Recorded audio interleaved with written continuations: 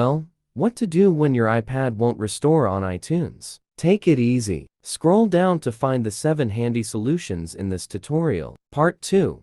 iPad won't restore? Try the 6 quick solutions. Method 1. Install the latest version of iTunes. Update iTunes on Windows. Open iTunes on your Windows computer. Go to the Help menu. Select Check for Updates. Update iTunes on Mac. Open iTunes on your Mac.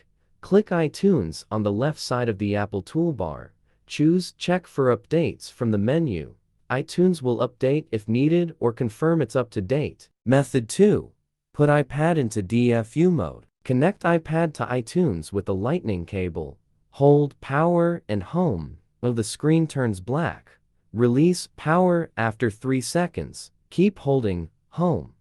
Wait for iPad to appear in iTunes. Method 3. Get iPad into recovery mode. Open iTunes on your PC. Power off iPad by pressing power and volume down. Connect to the computer while holding power for recovery mode. Select the restore option in iTunes. Method 4. Force restart iPad. Press and hold the home button and the power button simultaneously.